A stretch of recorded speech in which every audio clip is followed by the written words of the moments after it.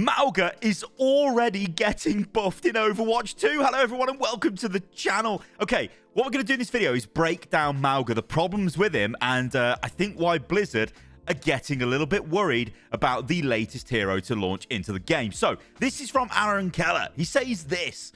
The team was so happy to see the excitement for Mauga, we've already testing small changes based off feedback for this weekend. Okay. This comes as no surprise, so what I want to do now is show you guys some examples of Mauga gameplay. Now, this is me being nano boosted, charging in and using my ultimate. This feels incredible. Yes, I have been nano boosted. Yes, they are inside my ultimate. Yes, I am getting the support of both a Mercy and an Ana. Yes, Mauga takes a lot of effort to keep him trucking, but when he is trucking, it feels incredible. So they have nailed this aspect of the hero. I really like the interplay between the primary and secondary fire to, of course, trigger the passive for Mauga. Anyway, just take a look at this before we go into more detail. So here again, this feels really great. Soldier runs forward. He's nano boosted. He attack visors. He kills everyone, but I get to rush forward. It feels awesome.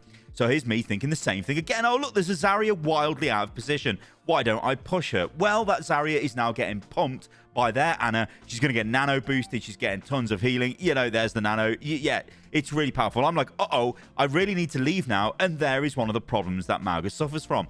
He doesn't have any active damage mitigation. This is a big problem. We'll get onto this in a second. And of course, he does sort of feel like a, well, he feels like a wrecking ball without vertical mobility. He feels like a roadhog without hook and the ability to instantly, literally kill someone. Anyway, look at this. Again, I'm struggling. I don't know what to do with my team there, so I rush forward and I just get annihilated. Again, another issue with Mauga, massive hitbox. So this time it's an enemy Mauga.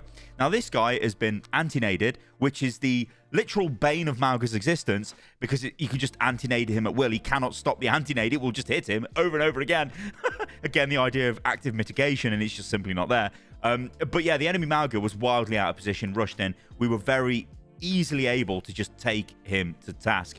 Again, he comes back. Again, it's the same thing again. Like, Mauga cannot stand in a fight without the support of both of the supports. Okay, so here, this is an interesting one. So I see the Zarya. I just decide to burn through a bubble. Obviously went for a charge. And there it is, the nade. As soon as I seen the Ana was with her, I was frightened for my life. It was the end of days for me, and it was. Anti-nade means your passive does not work as Mauga. So you cannot heal yourself. Obviously, you can't be healed and you're just going to die. This is the other bane of every tank's existence, to be honest. It's Discord Orb. Discord Orb on Mauga is amplified because Mauga has no way of stopping damage. It will just hit him. He is such a huge target. It is so laughably easy to pile damage into him. It is a problem. Now, talking of piling damage into him, the Reaper dies there, but the Reaper is very, very easy to get value against Mauga because, again, it's super easy to hit him. Reaper just walks up to you and deletes you. Bastion can delete you. Anyone who's a tank annihilator can just destroy you. Other tanks, divas, can destroy you. Anyway, I was annihilated there. This is me going crazy. Thinking, yeah, let's go. I'm going to use my ultimate. It's only two of them, but it's not. And yeah, they're not trapped in there with me. I'm trapped in there with them, and I'm going to die.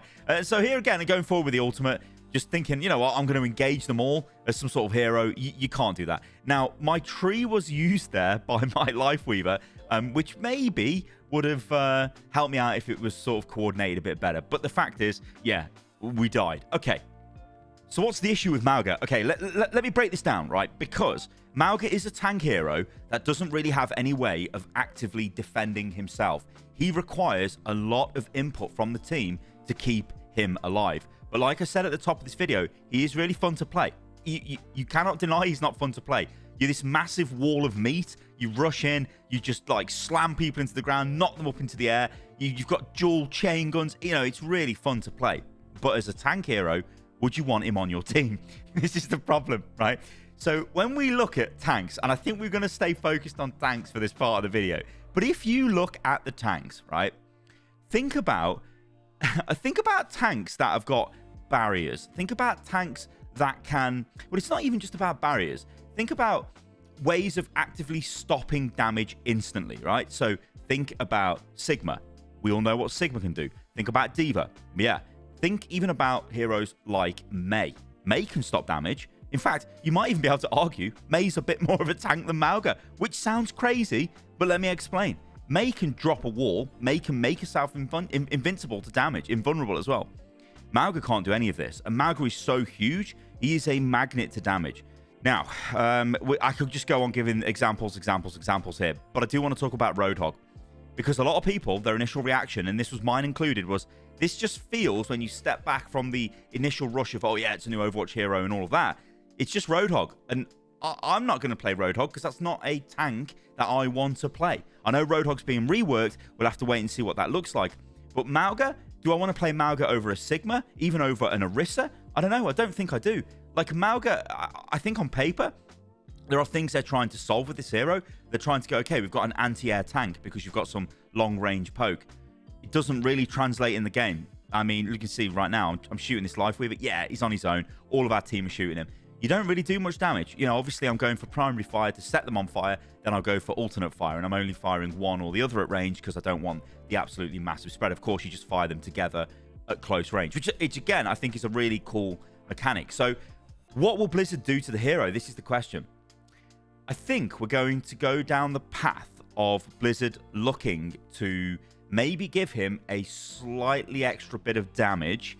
Maybe that comes from his passive, where when he does set a target on fire, or I guess it's the passive of his primary fire in a way, maybe he does a little bit extra crit damage to them. So that might make him a little bit more deadly at range. It might make him a little bit more of an anti-air tank when it comes to heroes like Pharah and Echo.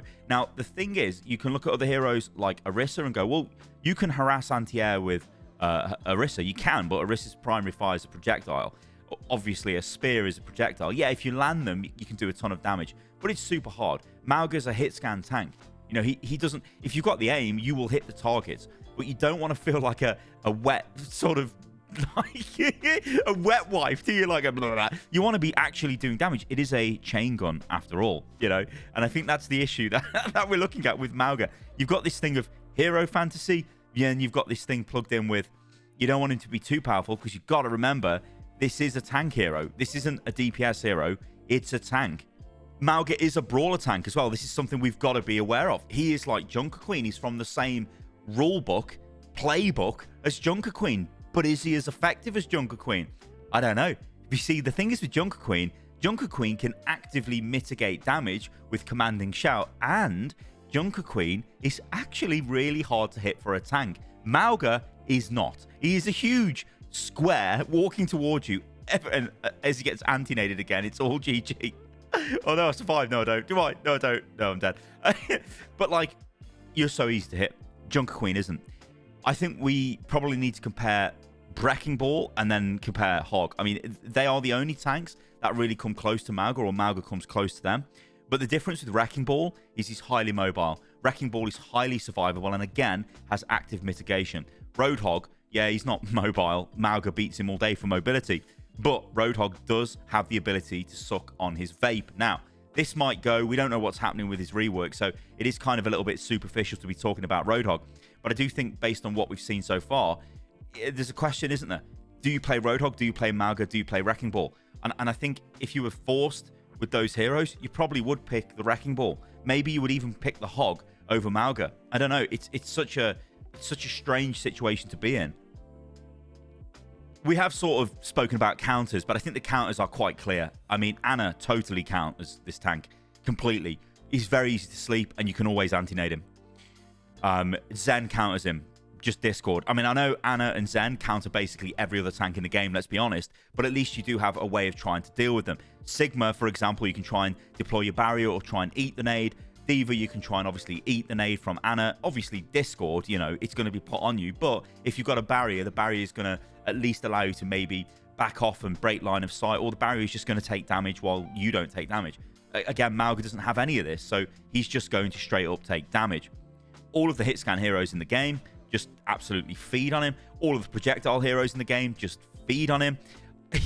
It's just everybody feeds on Mauga. Oh, and Sombra just shuts you down. I mean, Sombra hacks you and it's all over. Like you're just dead. So this is what I think has happened with Mauga. Massive hype, hero launch, awesome clips. Like you've seen some, you know, pretty good clips off me in this video where I'm just annihilating everyone. Yeah, it feels great, right? But as soon as people wise up to what the hero is, which You know, people download Overwatch heroes in like 24 hours of consistent play. You know, if you was to play this guy in comp, instantly one of the supports would just pick Anna on the other team, and then you'd be crying. Your team would be telling you to get off the hero because you're just getting countered non-stop in every single fight. Both the supports on your team will be crying because they won't be able to keep you alive because you're literally feeding your brains out. So there's a ton of issues, right? It's like, okay, Blizz, you've made him fun, but can you make him actually playable without making him super oppressive by giving him tons and tons of damage? That's the issue we've got. His kit doesn't really work as a tank, and I think this is a fundamental problem with the hero. So what buffs are they going to give him? All right, well, we touched on this a little bit in the video, but I think they're probably going to increase his damage in some way. Maybe they do that with his primary fire passive. Maybe, you know, when you set a target on fire, you're going to do more crit damage with the alternate fire. There is potential that they give you more healing back from the Berserker overall passive, because you do heal when you do crit damage, which, you know, could make you strong. Obviously, you have to remember as well, when you charge with Mauga, you're immune to crowd control effects.